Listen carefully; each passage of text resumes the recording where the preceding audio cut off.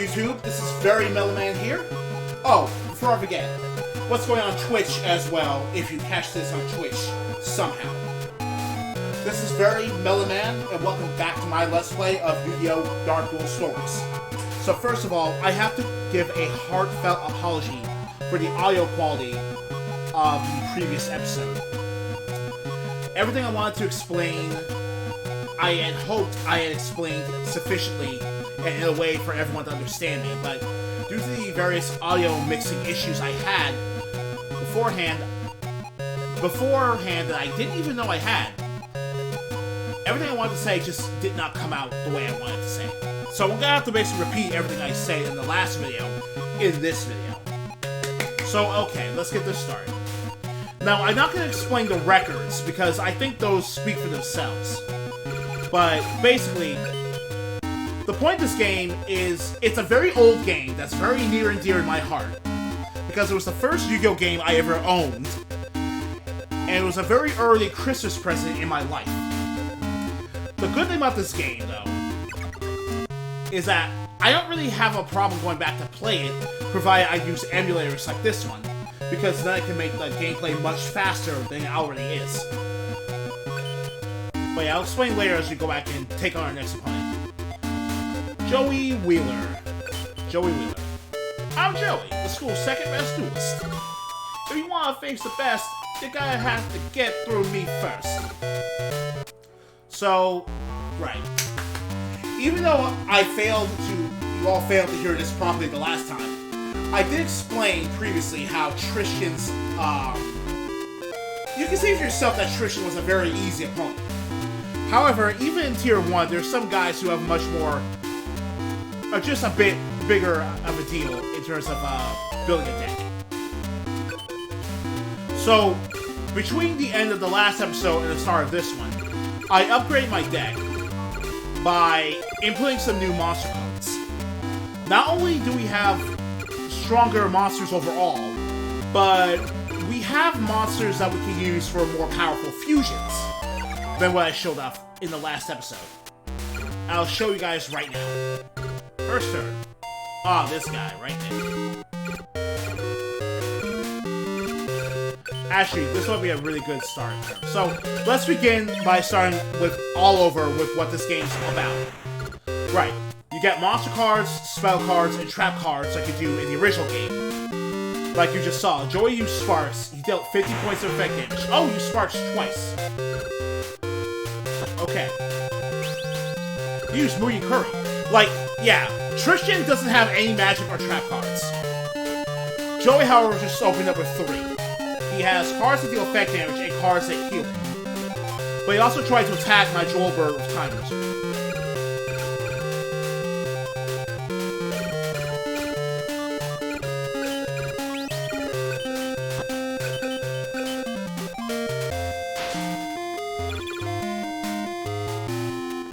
This is one of the new cards I added to my deck, a Winged Egg.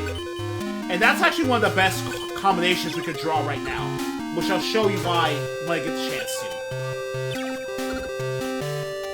Oh, another Winged Egg, cool.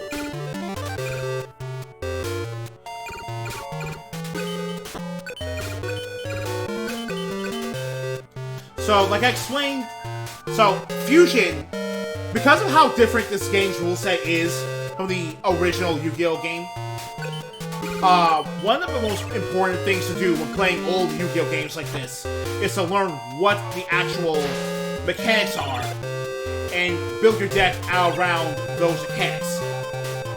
In this case, what I've done here is begun to build my deck around creating powerful fusion monsters.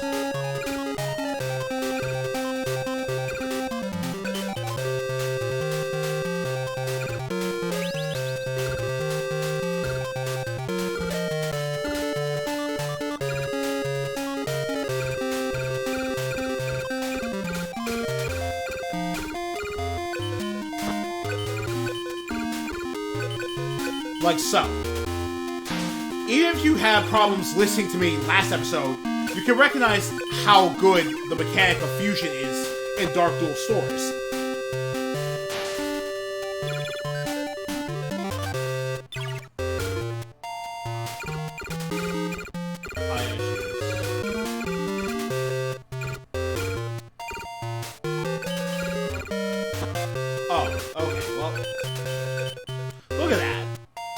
2,200 attack points. That's nuts.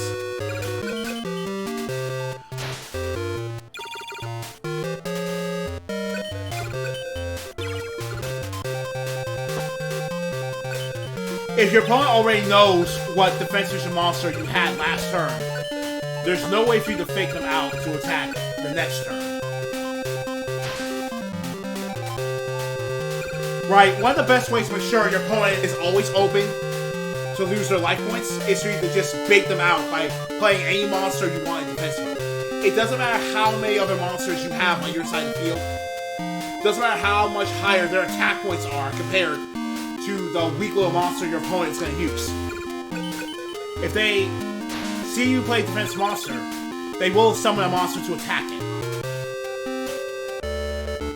One day I'm going to be the best. I'll duel until that day comes. Sure you will, Joey. Flame Sorcerer is a really good card in this game, actually. Check that out. Nice cost for a 5-star monster. Great attack points for a 5-star monster. And it has a really cool effect. Like, this is what I was actually talking about. This card is based off of the original Yu-Gi-Oh! This game is based off the Yu-Gi-Oh! Manga and the first anime. So the effects of the monsters in the game are not always going to line up with the effects the monsters have in real life. Like, Flame Sorcerer in real life does not have an anti-dinosaur ability, but it did in the anime. So that is what you'll see.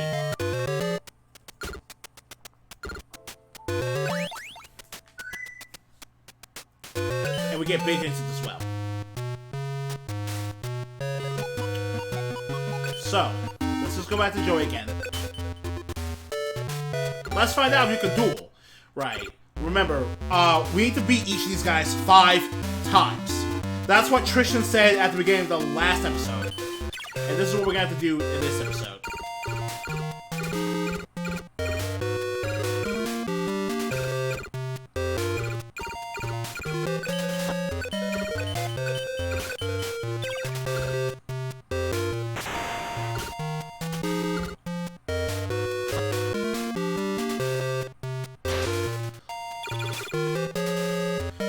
Like, even defensive-wise, the ability to add cards to your deck.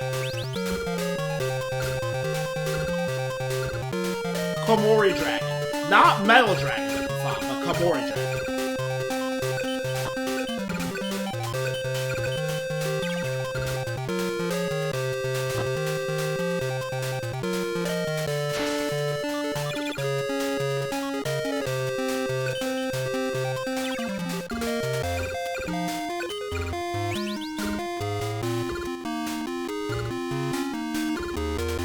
So, we talked about this last episode, of course, but I should stop saying that. You couldn't hear me last episode.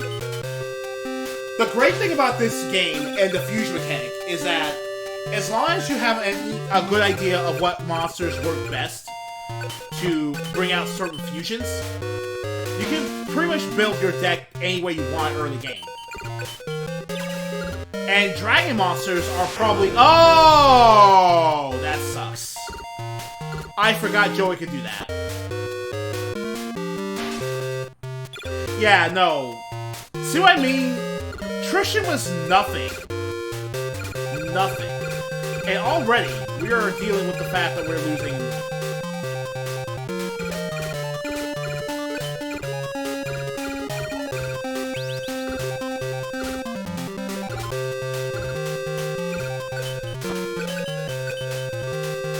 Already, we just lost 2 big monsters because of one Dark Hole. Like, Tier 1 is, like, kind of weird. Tristan gives you a very bad impression of how difficult the entirety of Tier 1 is. He's so easy that he doesn't make you realize how surprisingly difficult the other characters can be.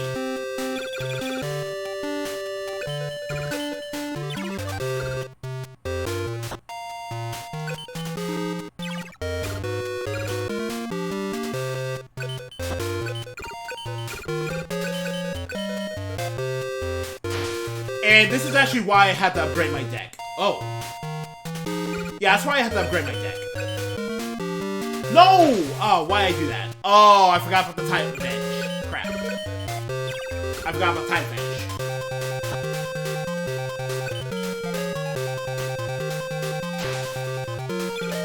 Because you know why? If I remember type advantage, I would have remembered that Masked Clown was Shadow, and Sorcerer of Darkness was Light. Here's the thing. What you just saw there is how this game's elemental rock, paper, scissor rule set works. Shadow monsters defeat light monsters. And in turn, a light monster, like that Sorcerer of Landstar, will always defeat fiend monsters, like my Komoran Dragon. You need to remember that so that you don't lose your beat sticks to type advantage. But more importantly, you need to remember that so that it's easier for you to... More importantly, you need to remember that so it's easier for you to... Right there. Like Shadow, Light, Fiend, Dreams is the first tier of Elemental Rock, Paper, Scissors.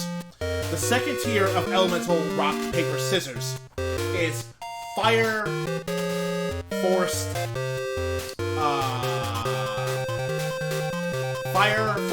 Air, Earth, Lightning, Aqua, Fire.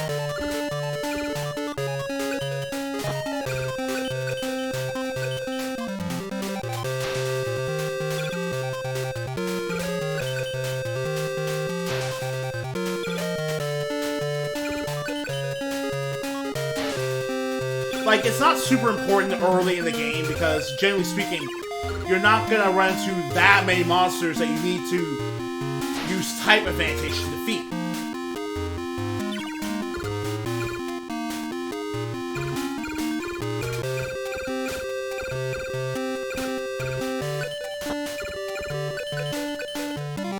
Not that many. Like, Mountain Warrior, type advantage is your best bet.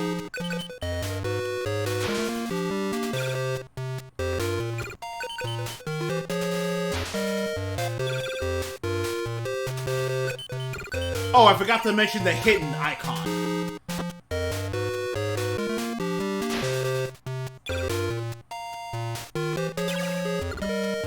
So, when you summon a monster, they start with that word hidden. H-I-D underneath their monster type. Hidden under their monster type is the word H-I-D. So, what happens there is, when it's hidden, your opponent does not know what the card is. The AI does not know what that card is.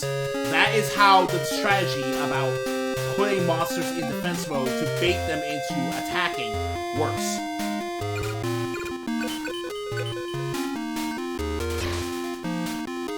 That's why that works at all.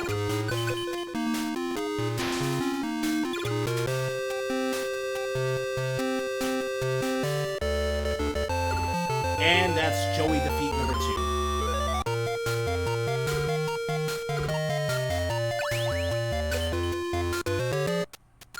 Good old grandpa. This is a ritual spell card. Ritual spells are not worth using in this game. Like, how in the original card game, you could use a ritual spell card. Even back in the original version of the game, way back in the late 90s. You could use a ritual monster way easier, simply because all you really needed were 3 cards in your hand at most, at the least. The ritual spell card, the ritual monster in your hand, and then at least 1 high-level monster to sacrifice, so you can play the ritual monster, right? But in this game, ritual monsters are very much not worth it.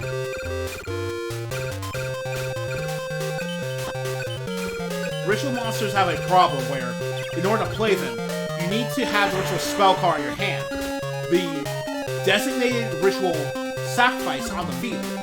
And before you can activate the ritual spell card, you need to sacrifice 2 other monsters first. That's a total of, at the very least, 4 cards you need to play 1 monster. And it's even worse if you're trying to summon a ritual monster.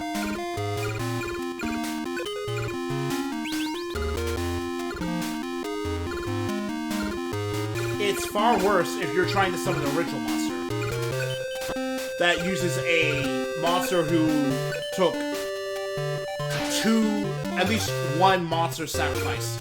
Any monsters that require one and especially two sacrifices to be normal tribute summons, they're definitely not worth summoning for a ritual monster. It's not worth it.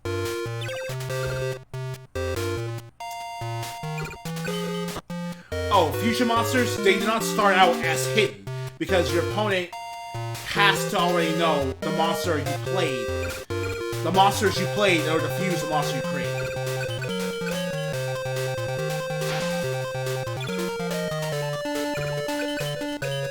So you can't set powerful fusion monsters in defense mode in order to bait your opponent into attacking. That's just not how that works.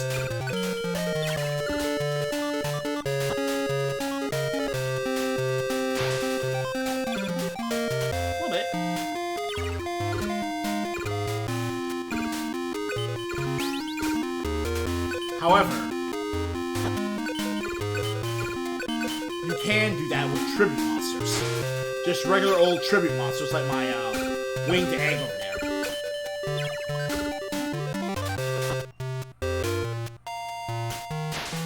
Big deflected damage. Ooh, field spells. Field spells work similarly to how the field power bonus effect worked in the Duelist Kingdom tournament of the Yu-Gi-Oh! Anime and manga. So instead of a flat 200-point boost to the monster type it benefits,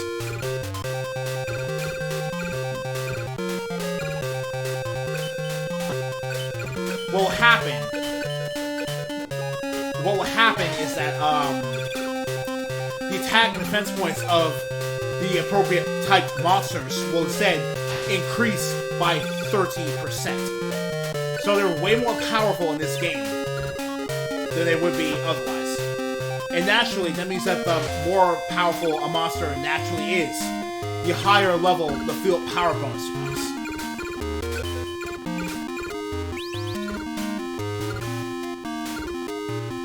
And this is why Time Wizard is such a great card this early in the game.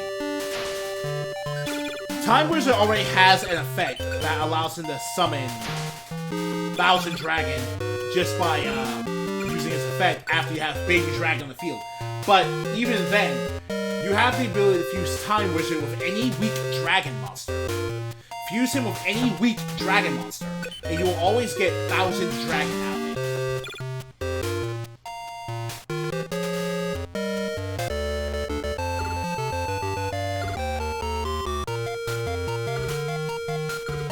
Tiger Axe is a really good card. Pretty nice. Acid Trap Hole, though. Trap cards in this game are really powerful.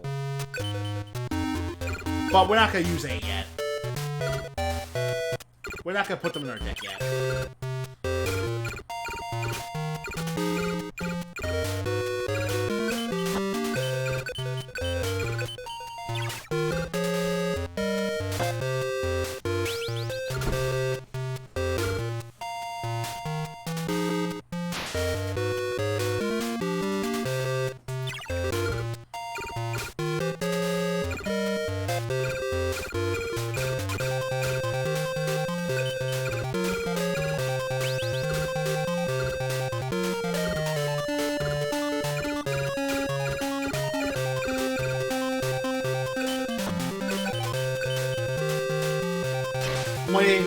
In case nothing else can work for you, it is not a bad idea at all to just suicide one of your monsters into one monster your opponent controls.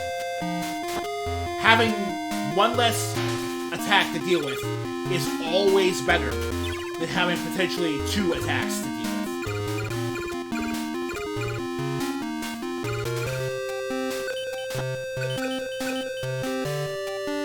Fiend automatically defeats Dreams, and if damage calculation would normally apply anyway, you or your opponent will still take battle damage, depending on the original damage calculation amount.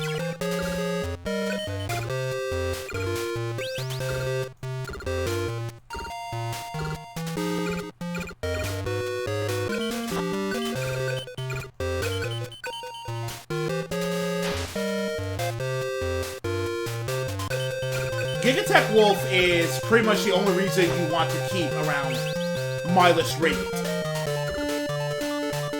Like, the reason I changed my deck up as much as I did is because the first thing you should do, the second chance you get,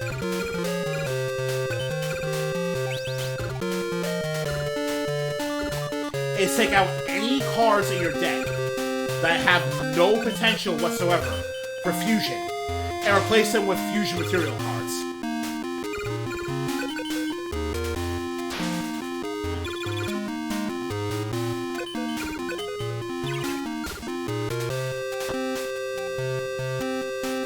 Unfortunately, I only did that for flavor. Thunder Dragon was not something that needed to be out there. Because Joey has a lot of Earth monsters, so summoning a Thunder monster in this duel is very hazardous.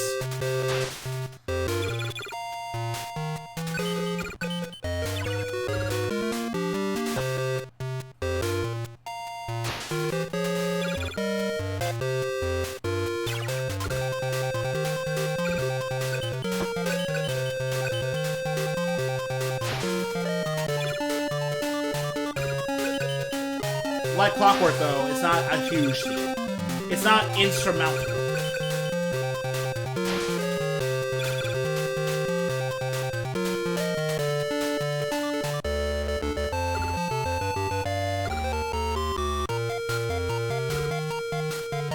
Barrel Lily. Okay. Violet Crystal. And yeah, every type in this game has a generic spell card that gives them 500 extra attack in its voice. Alright, one last Joey.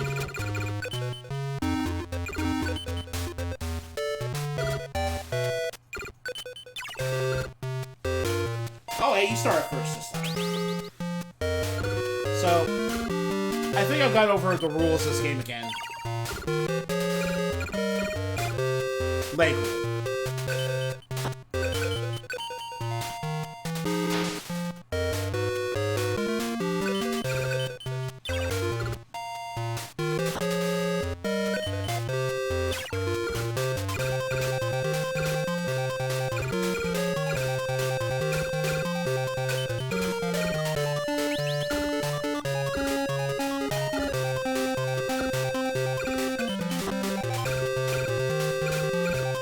Well, effect monsters like Leg Roll is hidden.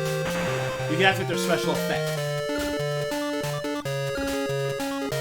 So some cards like Leg Roll technically do still have their effect from the original card game, but you can only use it once because of the limitations of the Game Boy Color at the time. And of course, that leaves Leg Roll as sitting duck.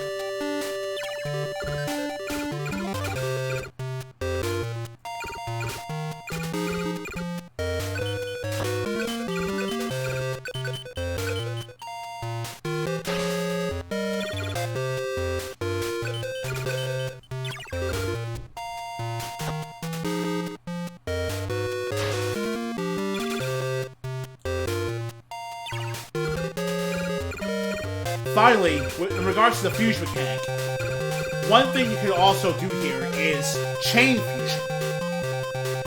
If the fused monster you summoned can still be used as a fusion material with the appropriate requirements, then you can take that fused monster and fuse it with another monster to still get a more powerful card.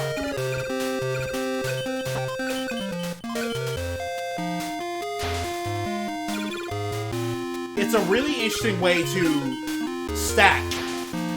Like, mechanically speaking, you could probably say it resembles Xyz summoning rather than fusion summoning per se. Especially since fusion monsters that would be fusion monsters in the real game are not always fusion monsters in this game.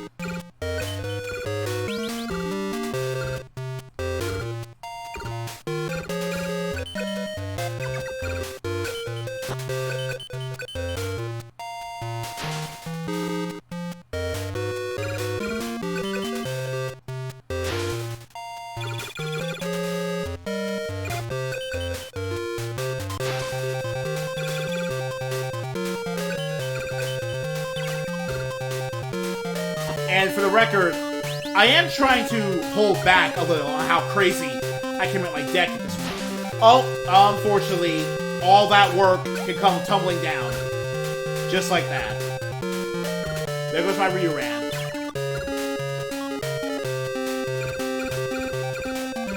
Wow. I was this close to getting time. Wow.